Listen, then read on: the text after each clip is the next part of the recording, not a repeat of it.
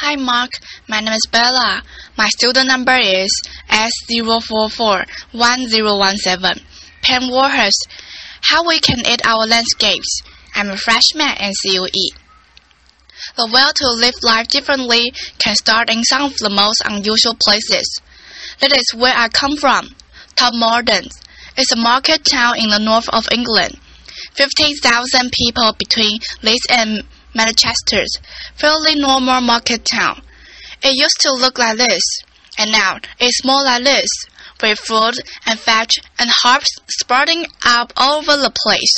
We call it propaganda gardening. Laughter. Corner Road Railway Station car park, front of the health center, people's front gardens, and even in front of the police station. Laughter. We have got an edible canal towpath, and we have got sprouting semesters. The soil is extremely good. Laughter. We have even invented a new form of tourism. It's called vegetable tourism. And believe it or not, people come from all over the world to poke around in our raised beds, even when there is not much growing. Laughter. But it starts a conversation. Laughter. And you know, we are not doing it because we are bored. Laughter. We're doing it because we want to start a resolution. We try to answer this simple question. Can you find a unifying language that cuts across age and income and culture that will help people themselves find a new way of living, see spaces around them differently, think about the resources they use differently, interact differently? Can we find that language, and then can we replicate those actions? And the answer will appear to be yes, and the language will appear to be food. So, 3.5 years ago, a few of us sat around a kitchen table and we just invented a whole thing. Laughter, applause. We came up with a really simple game plan that we put to a public meeting. We did not consult. We did not write a report. Enough of all that. Laughter. And we said to that public meeting in Topmorden, look, let us imagine that our town is focused around 3 places. A community's plate, the way we live our everyday lives. A learning plate, that what we teach our kids in school and what new skills we share amongst ourselves. And business, what we do with the pound in our pocket and which businesses we choose to support. Now, let us imagine those plates agitated with community actions around food. If we start one of those community plates spinning, that's really great. Let's really start to empower people. But if we can then spine the community plate with the learning plate, and then spine it with the business plate, we have got the real show there. We have got some action theater. We are starting to build resiliences ourselves. We are starting to reinvent community ourselves. And we have done it all without a flipping strategic document. Applause. And here's the thing as well. We have not asked anybody's permission to do this. We are just doing it. Laughter. And we are certainly not waiting for that check to drop through the letterbox before we start. And most importantly of all, we are not daunted by the sophisticated arguments that says these small actions are meaningless in the face of tomorrow's problem, because I have seen the power of small actions and it's awesome. So, back to the public meeting. Laughter. We put the proposition to the meeting, 2 seconds, and then the room exploded. I have never ever experienced anything like that in my life, and it's been the same in every single room, in every town that we have ever told our story. People are ready to respond to the story of food, and one positive action they can engage in, and in their bonds, they know it's time to take personal responsibility and invest in more kindness to each other and to the environment. And since we had that meeting 3.5 years ago, it's been a heck of a roller coaster. We started with a seed swap, really simple stuff. And then we took an area of land, the strip on the side of our main road, which was a dog toilet, basically, and we turned it into a really lovely herb garden. We took the corner of the car park in the station that you saw, and we made vegetables beds for everybody to share the pick from themselves. We went to the doctors. We have just had a £6 million health center built in Modern, and for some reasons that I cannot comprehend, it has been surrounded by prickly plants. Laughter. So we went to the doctors, said, "Would you mind us taking them out?" They say, "Absolutely fine. Provide you got plenty permission, and you do it in Latin and you do it in triplicated." So we did, laughter. And now there's a fruit trees and bush and herbs and vegetables around the doctor's surgery. And there's been lots of little examples, like the corn that was in front of the police station, and the old people's home that we have planted with fruit that they can pick out and grow. But it isn't just about growing, because we all are part of this jigsaw. It's about taking those artistic people in our community and doing some fabulous design in this raised bed to explain to people what's going there, because there are so many people that don't really recognize a vegetable unless it is a bit of plastic with a bit of an instruction packet on the top, laughter.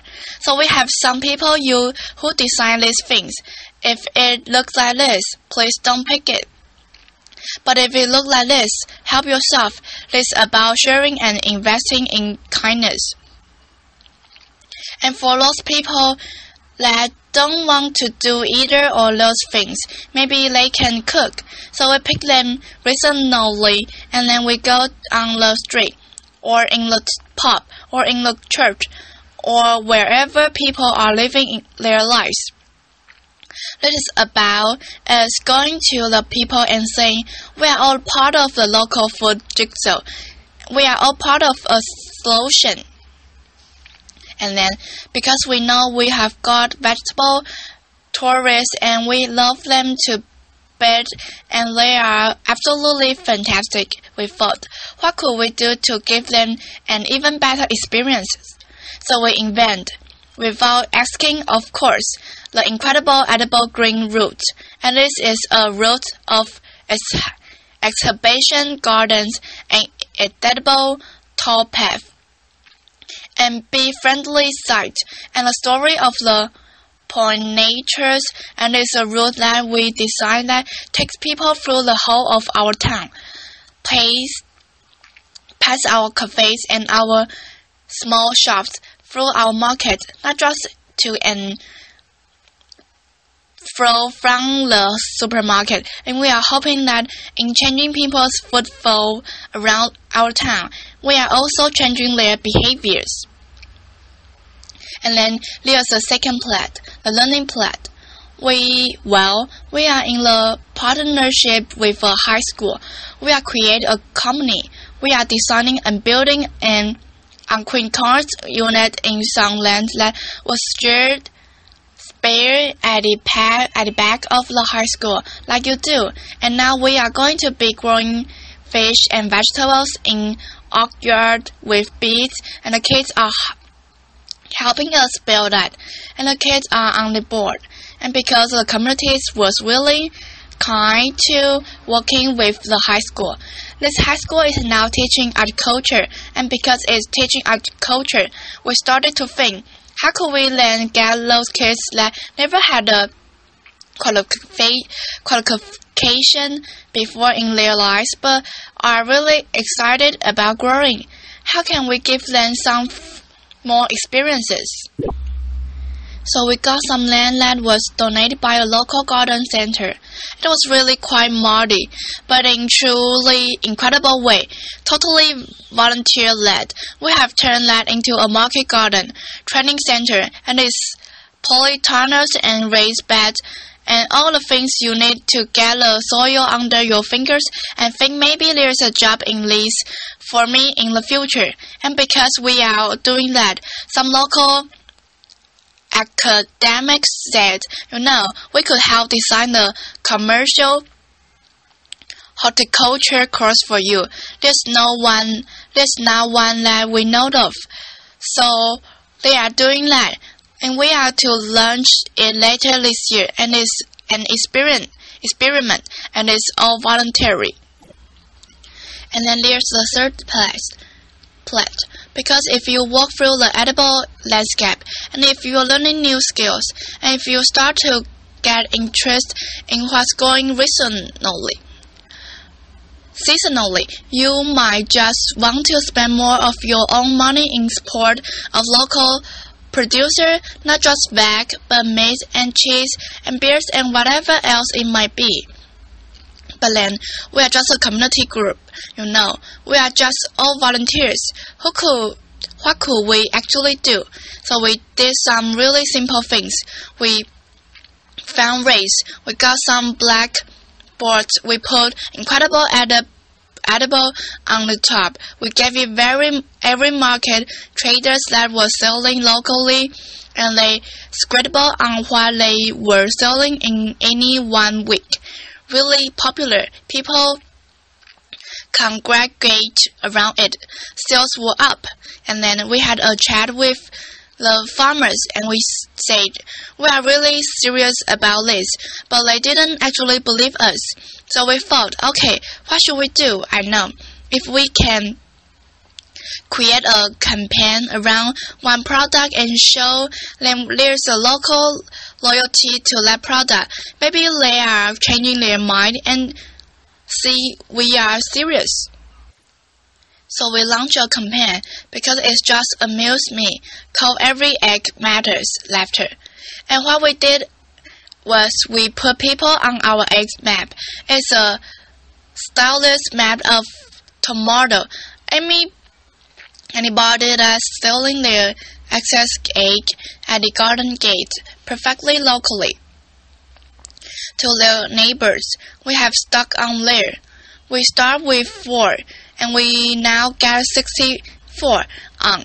And the result of that was that people were then going into shops asking for local tomatoes egg.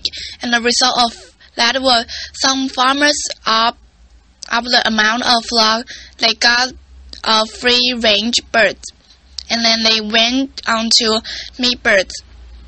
And although these are really, really small steps, that increasing local economic confidence is starting to pay out in a number of ways. And we now have farmers doing cheese, and they are upper layer flocks and rare bred pigs. They are doing pasties and pies and things that they would have never done before. We have got increasing market sales selling local food, and in several that local students did for it. 49% of all food chains in that town said that their bottom line had increased because of what we were actually doing. We are just volunteers, and it's only an experiment. Laughter. Now, none of this rocket science. It certainly is not clever. It's not original, but it's joined up. It's inclusive. It's not a movement for those people that are going to sort themselves out anyway. It's a movement for everyone. We have a motto. If you eat, you are in. Laughter, applause. Across age, across income, across culture. It has been really quite a roller coaster experience. But going back to that first question that we asked, is it replaceable? Yeah, it most certainly is replaceable. More than 13 houses in England now are spinning in incredible edible plant, whichever way they want to do it, or of their own volition. They are trying to make their own lives differently and worldwide. We have got communities across America and Japan. Is it incredible, isn't it?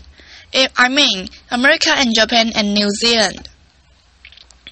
People after the earthquake in New Zealand visit us in order to incorporate some of the public spiritedness around local growing into the heart of Christchurch. And none of this take more money, and none of this demands a bureaucracy, but it does demand that you think things differently and you are prepared to bend buckets and work programs in order to create that supportive framework that communities can bounce off. And there is some great ideas already in our patch. Our local authorities have decided to make everywhere incredible edible, and in support of that have decided to do two things. First, they are going to create an asset register of spirits that we have got, put it in a food bank so that communities can use that wherever they live, and they are going to underpin that with sizes, and then they are said to every single one of their workforce. If you can help those communities grow and help them to maintain their spaces. Suddenly, we are seeing actions on the ground from local governments. We are seeing this mainstream. We are responding quickly and last to what real demand of us, and there's lots of more you could do. Just to list a few. 1. Please start putting quickly plants around public buildings. It's a waste of space left. Secondly, please create edible landscapes so that our children start to walk past their food day in, day out, on our high street, in our parks, wherever that might be. Inspire local planners to put the food site at the heart of the town and the city plan. No, relegate them to the edge of the settlement that nobody can see. Encourage all our schools to take this serious. This is not a second-class exercise. If we want to inspire the farmers of tomorrow, then please let us say to every school, create a sense of purpose around the importance to the environment, local food, and soils. Put that at the heart of your school culture, and you will create a different generation. There are so many things you can do, but ultimately this is about something really simple. Through an organ process, through an increasing recognition of the power of a small actions, we are starting at last to believe in ourselves again, to believe in our capacity, each and every one of us, to build a different and a kinder future. And in my book, that's incredible. Thank you. Applause, applause. Thank you very much. Applause. It's all about my recording. Thank you.